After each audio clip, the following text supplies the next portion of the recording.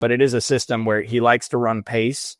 They move, they get up the court quickly. He said his ideal scenario is to get the ball across half court in 2 seconds or under, which gives you an idea what his philosophy is. Push the pace. They were number 9 in the country in adjusted tempo this last year at North Florida.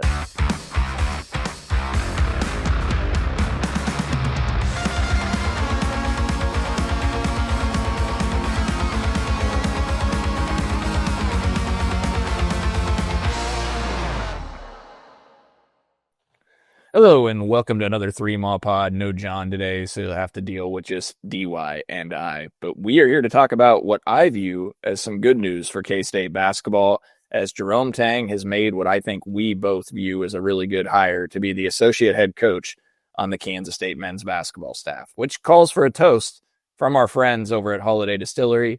Go pick up some of their Ben Holiday Bottled and Bond bourbon at your nearest liquor store. It is my go-to bourbon. It's a favorite of many of my neighbors who love bourbon as well.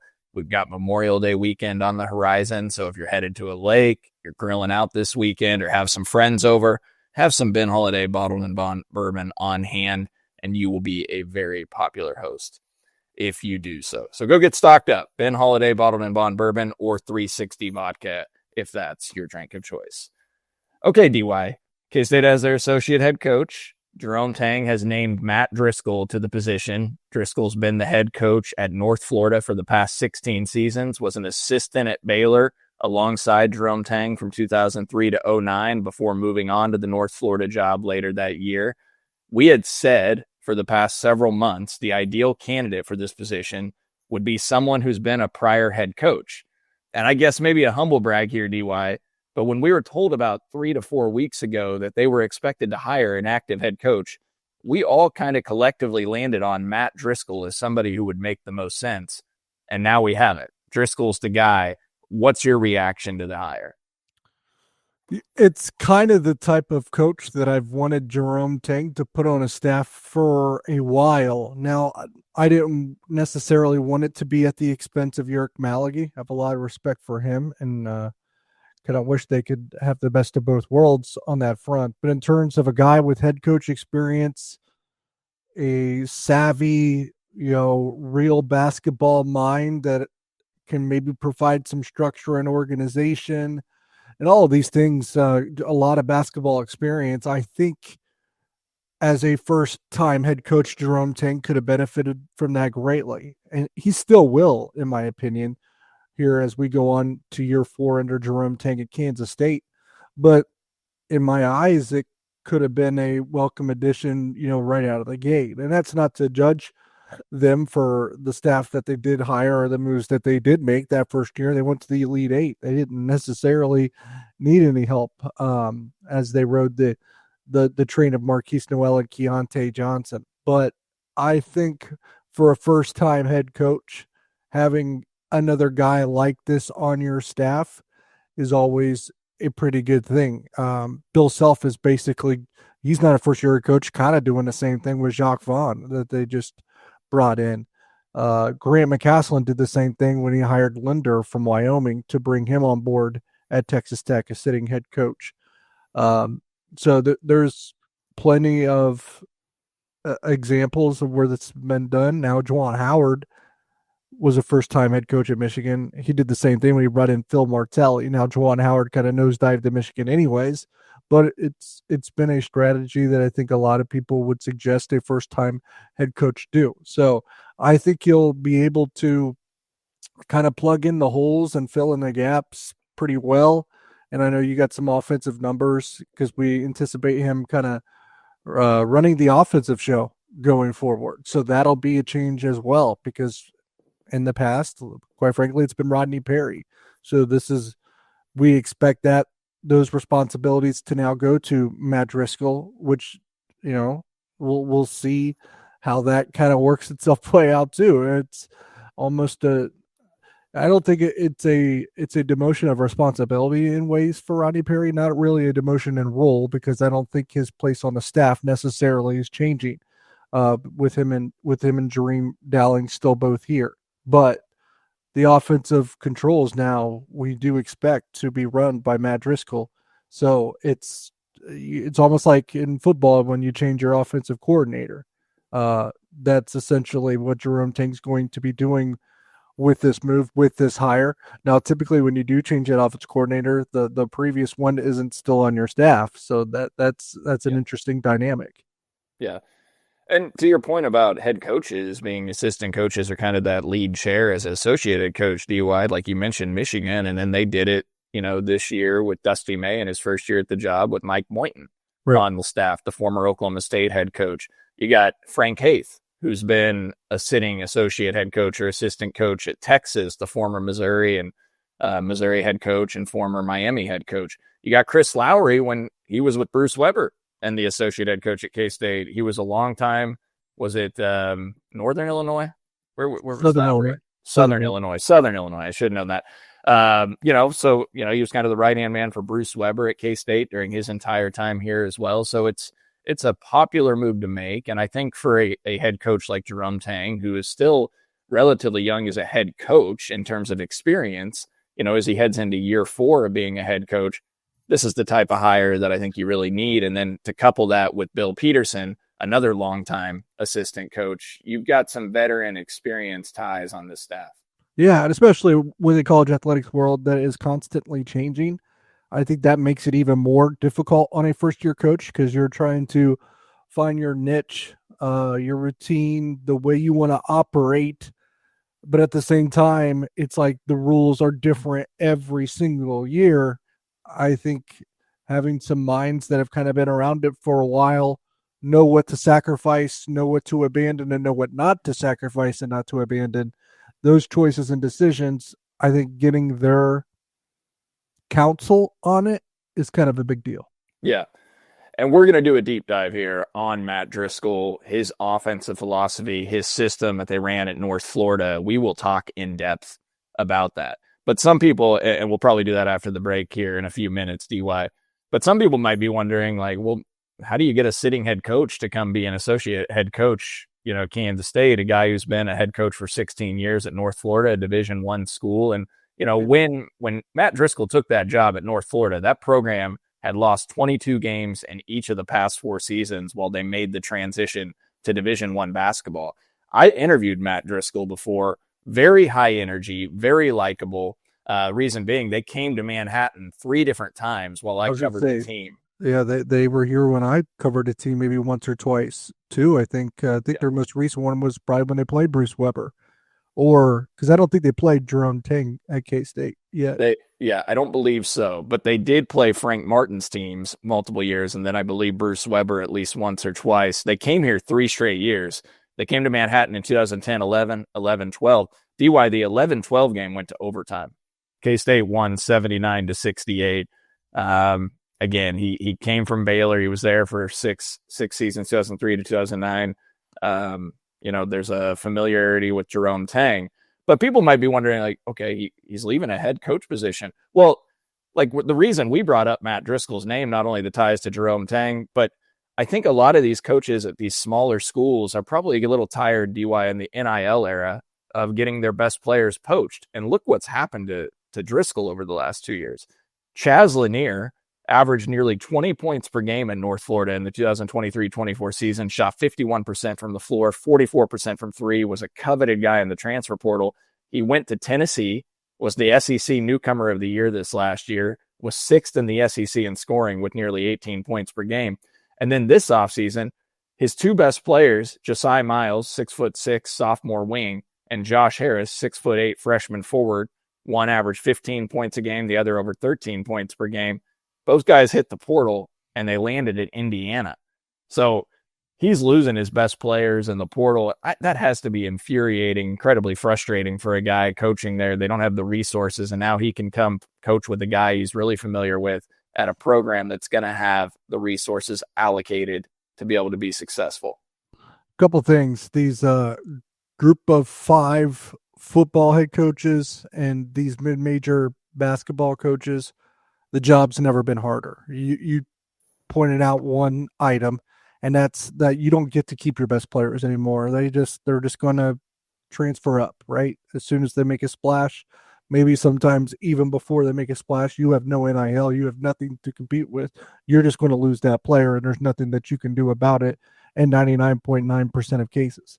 Second, it's that growing financial divide that we've always talked about. But it's not just between the Big Ten and SEC and everybody else. It's also the growing financial divide now when you add in the revenue share between even the major head coaches or group of 5 head coaches and lead assistants in basketball or offensive coordinator and defensive coordinator in college football. How many times now have we seen the last 3 or 4 years where group of 5 head football coaches are now getting coordinator jobs at the Power 4 level? That's become common. This has become common too. We just pointed out one of the more recent ones was Linder leaving the Wyoming head coaching position for Texas Tech to be the lead assistant under Graham McCaslin. So these things are happening. Why? Because the job is so tough. You're going to lose your best players. You're just going to have to, the churn there is unbelievable. But second, and I can't say this with certainty, but I'm about 99% certain that you basically can double your pay from going from a mid-major head coach to a lead assistant at a school in the Big 12, ACC, SEC, Big East, Big 12, whatever it might be, Big 10. Yeah. Well, I mean, we've seen it at the college level in football with head coaches. Like Boston College's head coach leaves to become the D coordinator with the Green Bay Packers just because of I think there's other examples. South Alabama's head coach, Kane Womack, left to become the defensive coordinator at Alabama for Kalen DeBoer when he got hired in Tuscaloosa. I think he got a salary like quadruple, man. Yeah. He was as head coach, he's making like $400,000 or $500,000.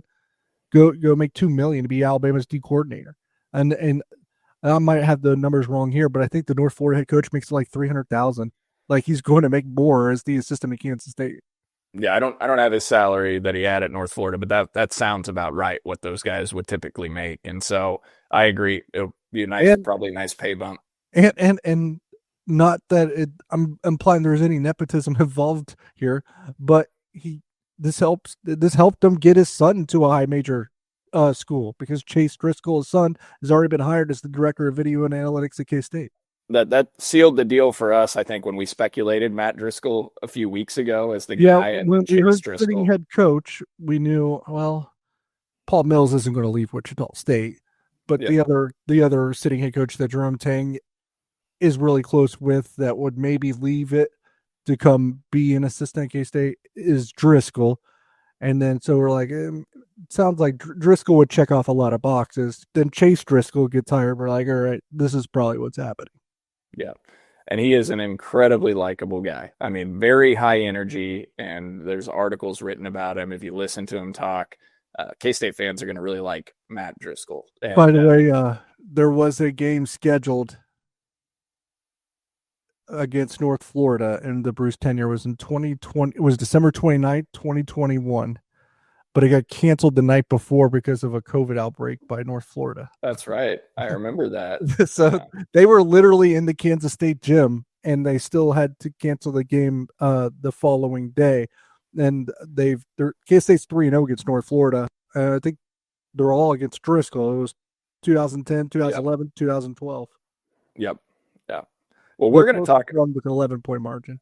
Yep. That was the one that went to overtime, actually. We're going to talk about the offensive philosophy of Matt Driscoll. I listened to an hour show from him last night that he did about 6 months ago where he talked about his coaching style as well. We'll talk about what I heard there and some takeaways. I've watched his teams play a little bit as well, but we've got some numbers on his teams and the philosophy. And I think K-State fans are going to like some of it. It's pretty modern stuff.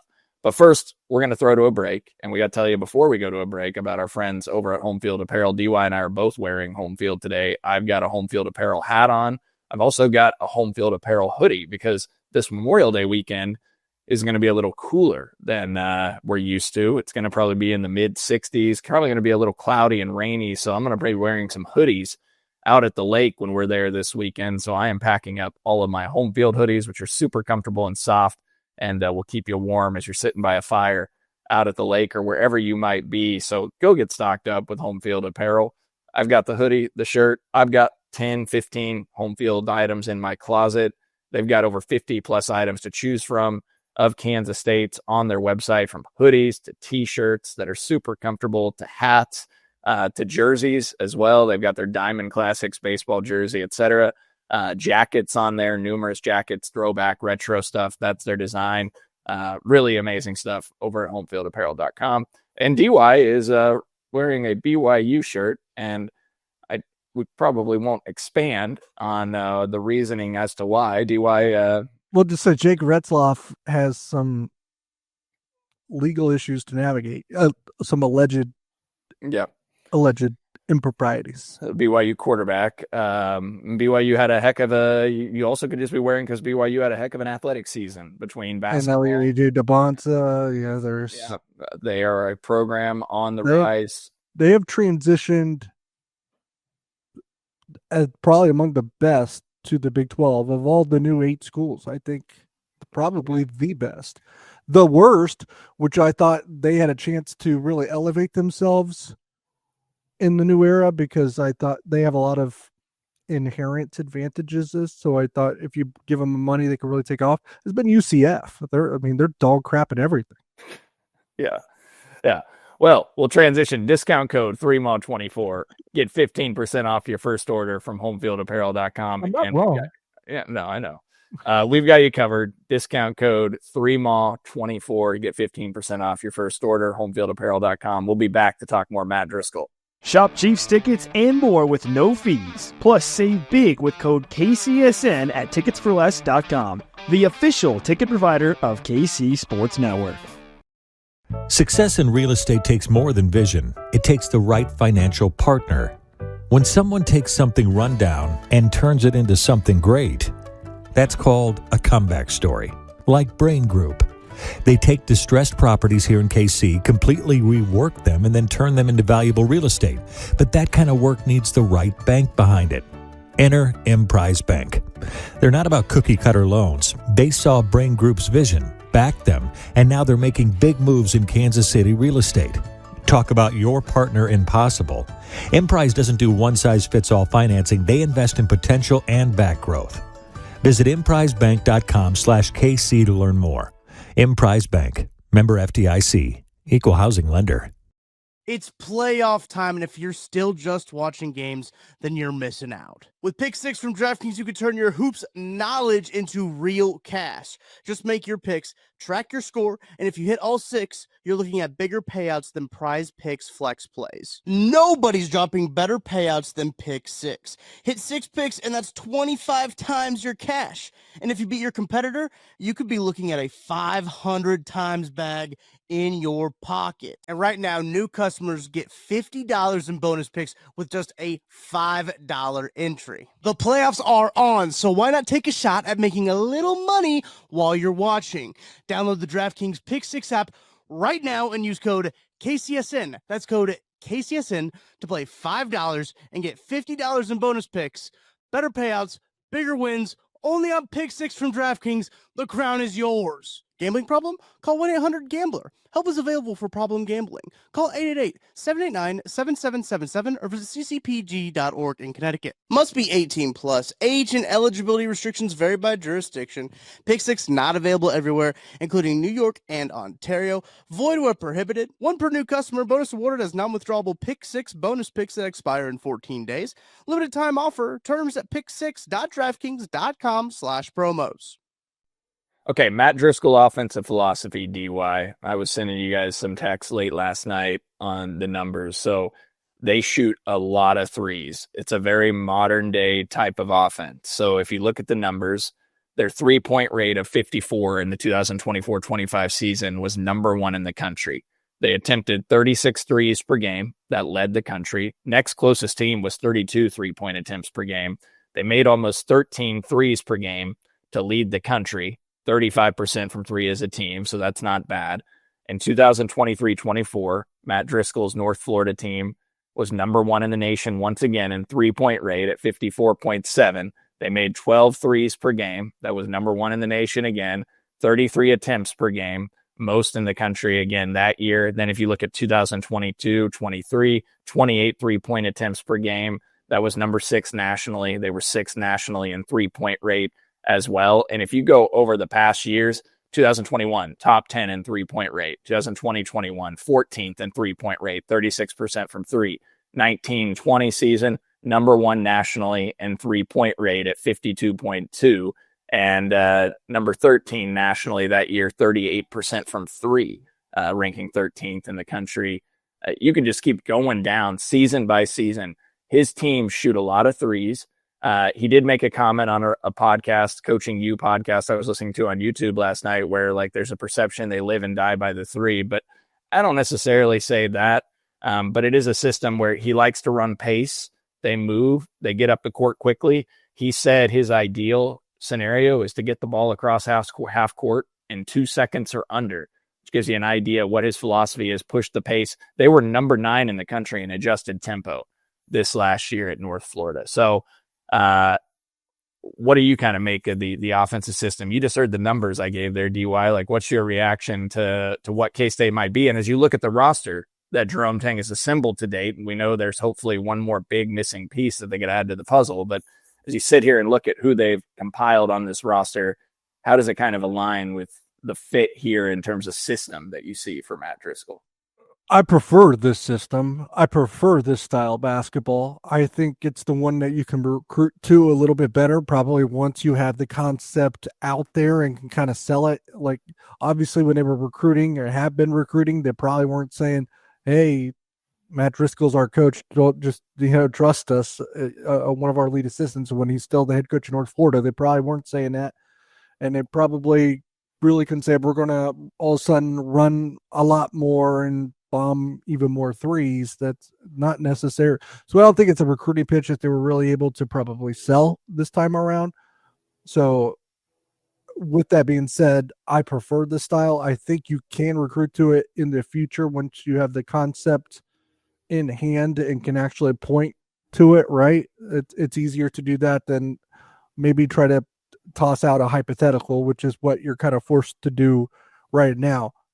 And that's probably my point here. Aside from a couple of guys, I don't think the roster holistically really is conducive to what he wants to do.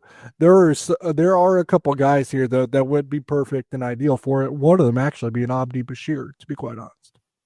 Well, and Driscoll made a comment on that Coaching You podcast I was listening to, which he had recorded about 5 months ago.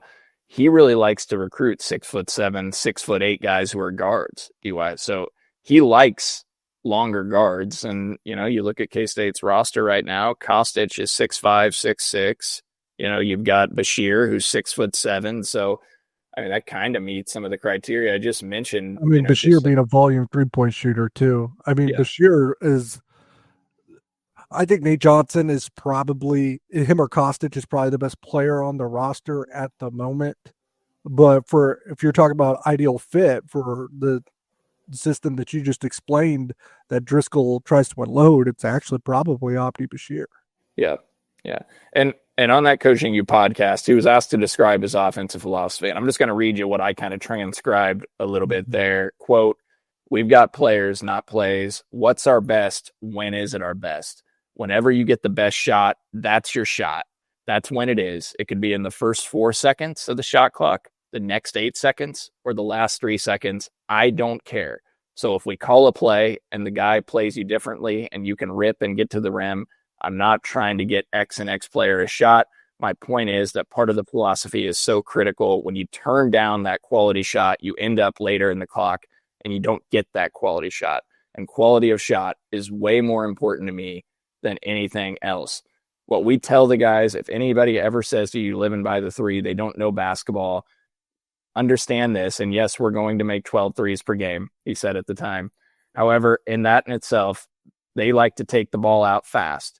And he was asked why you teach it that way. And he said, because, quote, when Coach Drew hired me, he gave me 8 tapes on Kansas. And Kirk Heinrich was the lead point guard. And Drew said, why are they the fastest team in America? So I do this entire 25-page dissertation and gave it to him. I've been with Coach a long time, and he's never used a single thing from what I gave him, not one. But it's a great lesson that success is crumbs you picked up along the way, and you keep picking them up and picking them up. And when you do that, now you play. End quote. Now, I say that because he watched that. If you remember those Roy Williams teams, they were always one of the fastest teams in the country in terms of pace. My high school basketball team, we tried to emulate that as well. We weren't KU fans, but tried to emulate that pace and get up the court in a hurry. And that's just something when we talk about tempo and pace that, he watched KU on film and back in those Roy Williams days, and he took away from that, even though they didn't maybe use it at Baylor, that, that's something that he wanted to be a part of his program and his philosophy from a coaching standpoint. So they're going to push the pace, get the ball across half court in 2 seconds, take the ball out of the basket as fast as they can, rim runners, etc. Like that's things that he talked about, which is an attractive form of basketball, let's be honest. And again, they've had some guys hit the portal that have landed at very good spots.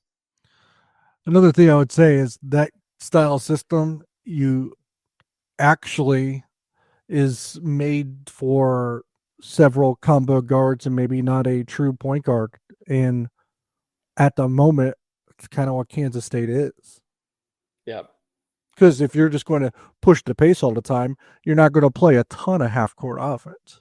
Yeah. Just a couple more things real quick on Driscoll's background, DY. I mean, I guess first of all, I should mention that while he was at Baylor too, like the 3-point shooting, you remember those teams with Curtis Jarrells and some of those great guards they had. They were top 30 in the country in 3-point makes per game there as well. Well, he was an assistant at Baylor those last few years and consistently a team that shot it well from beyond the arc. There was a story by Jeff Eisenberg in April of 2021 on Yahoo Sports where it talked about Matt Driscoll and how Scott Drew, essentially how he built the program at Baylor. This was on the heels of them winning that national title, and talked about the hire of Matt Driscoll. And at the time, he was 39 years old. And the article says, there was Matt Driscoll, a relentless, energetic 39-year-old who spoke like he was hooked to a Red Bull IV drip that was on the staff. And then there was Jerome Tang, a highly successful Houston area high school coach and youth pastor with no experience in college basketball. Driscoll was the oldest on the staff at the time, even at 39 years old. But one of the things that I really liked about this, it shows you how energetic Driscoll is, said every preseason morning at 5 or 6 in the morning, the Baylor players would drag themselves out of bed. And every morning Driscoll would be there waiting to run with them, quote, brimming with energy, sometimes flanked by one or two of Baylor's other coaches. So, and one of their players was actually quoted as saying, quote, to see what the coaches were willing to do in the trenches with us, that meant a lot to us. With Coach Driscoll, it was as if he had been up hours before. We thought he was putting on an act and would turn eventually, but no, that is just his spirit. So, yeah, he's an energetic guy. He'll do anything. He actually joined Scott Drew at Valparaiso on the staff for about 7 weeks, and then Drew took the Baylor job, so he went with Drew to Baylor. And Drew mentions that Driscoll would do anything and said, quote, I think he was doing drywall at one point in the office. If he was doing construction, you name it, he would do anything. Talked about his work ethic, how incredible it is, and how critical he was to developing and building the Baylor program. Said he was part of the renaissance at Baylor in recruiting and player development, and was it just a big part. Drew said, quote, you don't realize how much he did until he's gone, and then you see, and you're like, he did all this? He deserves a ton of credit for what he did. Now, he's a workaholic. I mean, he is addicted to the game of basketball from every account you read, but a guy that is addicted to the game, a guy that's a quality, experienced head coach, has former ties to Tang. Again, just circling back on what we said on the onset of this show, I think it's a tremendous hire. Do you have anything to add, DY? I would just say that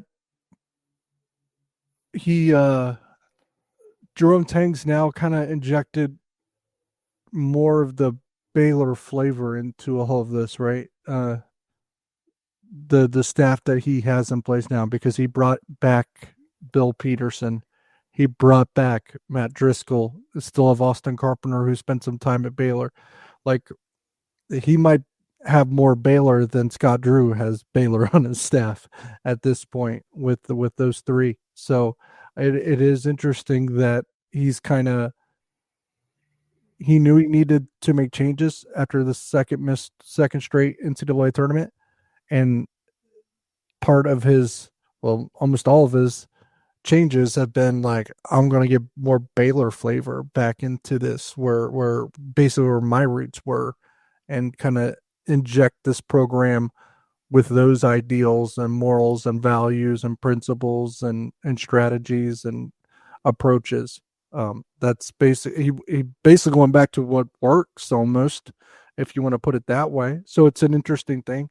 I also, in the case of Driscoll, I believe we always talk about that excellent Scott Drew coaching tree. It's produced a lot of head coaches. I think Driscoll was the first to kind of leave the nest and become a head coach. I think you're probably right there. And, 248, 264 career record during his time at North Florida, 114 and 144, 118 in Atlantic Sun Conference play. They made the NCAA tournament one year. They made the NIT another year. They had a few really good seasons while he was at North Florida. And I guess I should throw in before we hit a break. 2014-15 season, 35th in the country in adjusted offensive efficiency, according to Bart Torvik, and a 58% effective field goal percentage, which was number 4 nationally, 41% from 3 that year, which was number 8 nationally. In 2019-20 season, they were 27th nationally in adjusted offensive efficiency, and they were number 13 in the country in effective field goal percentage at 54.6, 38% from 3, number 12 in the country, and again, the number 1 3-point rate in the country that year at 52.2. So it's a consistent theme across the board. Now, there are some other seasons the offensive numbers aren't as good, but typically the effective field goal percentage is really high up there in the top 75, top 60 in the country consistently, because it's what they do. They shoot it well from 3, and they also have shot it at the rim at a decent clip. Their 2-point percentages are rather solid as well over his time. So it's a good hire. I think we're all excited about it, and more excited about the staff that's in place now.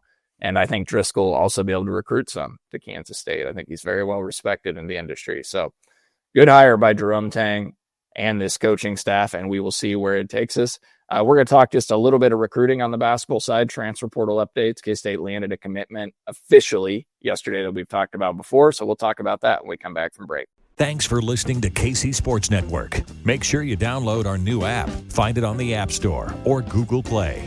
Just search KC Sports Network. Okay, DY, K-State officially lands Marcus Johnson, the Bowling Green transfer. Yesterday, it was announced around noon. We had gotten wind soon after his visit that he was going to be committing to Kansas State, and they eventually landed him. 6'7", again, listed at 265 pounds. A guy who can score the basketball, 16 points per game and 5 rebounds per game at Bowling Green this last year, and a guy who averaged over 21 points per game at Wheeling, a Division II college, and ranked 14th in the country in scoring at D2 basketball a couple of years ago before he ended up at Bowling Green. So they essentially now, if Elias Rapique is in the fold and Tyreek Smith gets his waiver, which again, I know you're probably tired of us saying that, folks, that, if he gets his waiver, we just don't know where that's headed. K-State in all likelihood has 12 scholarships fulfilled. There was a headline yesterday on social media that we're not really going to expand upon at this time, but PJ Haggerty, top transfer in the portal as well, has been linked to Kansas State. The Memphis transfer who averaged over 20 points per game last year and had been rumored to NC State for quite some time. A report came out that K-State was heavily tied to him as well. So we'll see where that goes. We don't have much info on that. So we'll see. But DY, what do you make of the roster now to date and the Marcus Johnson addition? Marcus Johnson, it's interesting when you pair that with the idea of how Driscoll wants to play. From a score and shooting perspective, kind of makes sense. And his conditioning, we're probably just blindly judging because of his physical makeup, I'll be quite honest. But when you look at his minutes and stuff, I don't know that he's really a lazy, unconditioned basketball player. Is he someone that probably needs to lose a little bit of weight? Absolutely. My issue is that though I believe that he can score and he can shoot, we'll see if it translates to the Big 12 level. And it could, right? It could. I'm not saying it can't. But how much you play him still will be impacted too, because what I am less sure of is how he can guard and play defense in the Big 12. So I think how far he is willing to go to get with that will probably determine and dictate his role and usage, because I think there's a chance he can score and he can shoot in the Big 12, but he can't be giving up, bucket after bucket either. So the defensive work will probably determine his eventual fate. Well, and especially if he's on the court with Abdi Bashir, who doesn't have good defensive numbers, then it could become problematic, right? I mean, you can cover up for one average to below average defender. You can't cover up for two.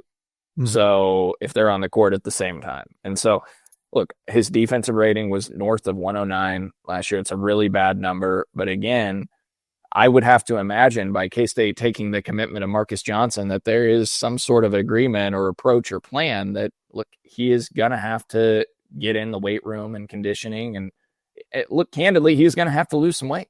You can't play at the Big 12 level at the size that he is at. And so in a Big 12 nutrition and strength program, because keep in mind, this is a guy who was from Division II, was at a JUCO his first year, then went Division II to Wheeling and then to Bowling Green. He will have never had the resources in his career that he will have at Kansas State when it comes to strength and conditioning and what Phil Byer has and the nutrition program. I mean, Bowling Green is a step up, but it's still the MAC. Kansas State is a different level in terms of the strength and conditioning and nutrition program and the resources that Marcus Johnson will have at his disposal to trim down.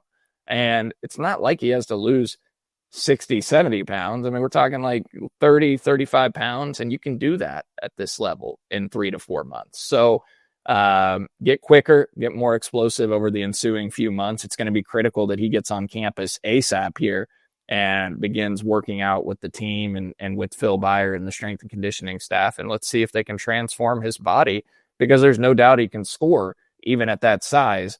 I mean, I mentioned the numbers and we've talked about it before, DY, but also 45% from three at Wheeling, Division II college, on 150 attempts in 2023-24, and on 198 attempts at Bowling Green last year, 39.4% from three. I mean, he can really shoot it. So he can be a heck of a weapon if they can get him to where, he can be just slightly below average defensively. Yeah, but they need to get him there. But again, that'll determine his level of or amount of success, is what he can ultimately get himself to on the defensive end. Yeah. Any other needs that you think? I mean, like best player available? Is it just Haggerty or? If you're asking me, if they stay at 13, you only have one spot left. But I think they could use another big and a guard. Yeah, I would agree with that, because you don't have a ton of length and size, at least on the interior. I mean, Stephen Osei is your longest guy, and he's going to redshirt. Yeah, not that you absolutely have to play that way. But I mean, you're basically one injury away from disaster, though, if you're only going to if you only have Tyreek Smith and Kamari McGriff, because if you get if one of those guys even has to miss like 3 or 4 weeks, and things happen, right? Then you're talking about what the next guy up is, like playing Moby or Taj at the 5. Yeah, that's where they're probably at. And Tyreek Smith is more like a 6'7" type center, which he can get up. He can get up on the floor. He's long. He's athletic. Like, it doesn't matter that he's 6'7". That he's very athletic and can get up. He'll block shots. He'll rebound the basketball. McGriff, those are the type of fives I actually like, but a little bit more length wouldn't hurt. And I do think you need a third that maybe you feel like you can count on now. Now maybe they think that's Moby. We'll see. You could talk me into, if, again, we don't have info on this. So, but if PJ Haggerty was in the fold and Tyreek Smith got his waiver, you could talk me into seeing this as a potential NCAA tournament team, dependent upon the Europeans. To me, they're the biggest unknown, Rapik and Kostic. And if they can come in and adjust and be ready right out of the gate and be solid guys for this team, then I could get there. I feel like Rapik probably could, just because his age. He's actually older. He's like 21, 22 years old when he's going to be playing for K-State. Kostic is a little bit more of a dice roll, I would say. Now, his upside is a lot more through the roof than Rapik. So I'm not saying that like he has some people thinking that he could be a future NBA player, but we're talking about an 18, 19-year-old, right? So, because even last year, and I'm not saying this is a one-for-one example, but how much of the season did BYU even have to take Igor Demon off the court late in games? Yeah, they did. And he's a guy that was talked about as a lottery pick and a first-round pick for sure. And so, I mean, there were numerous times where it was like, where's Demon at? Here's a sit. So, I mean, because Demon was great in the pick and roll, but it was just hard to keep him on a court late in game. So even if Kostic is like a guy with like the NBA pedigree, so to speak, that there could be some learning curves, some growing pains. I would agree with that. I think we both love Kostic's game and think very highly of him. There will be some adjustments that he'll have to make, but I think he will be an impact player for this team, contributor, more than what David Castillo, and that's not a shot at David Castillo or intended to be, because I think David Castillo will make a meaningful jump this next season, and he needs to, for what K-State has coming back in terms of returners. Yeah, well, he needs to, or else risk getting jumped by Xavier Wilson. Yeah. Right, exactly. So, all right, well, I think that's it for some basketball discussion here. We're gonna have more football discussion next week. DY is going to hit the road for some vacation time here in the near future as well. But John and I will be around. DY will probably be around for a show Monday and then hit the road for vacation. And we'll have more basketball talk. And if there's any burning updates that come out over the next few days with the portal, we will let you know. But K-State makes a nice addition on the coaching staff with Matt Driscoll. They land Marcus Johnson. Things looking a little bit better on the basketball front. We'll see where it goes from here, and if they're able to land that home run type in the portal. For DY and for Nick Springer behind the scenes producing the show, as always, thanks again for listening to another episode of 3 Mall.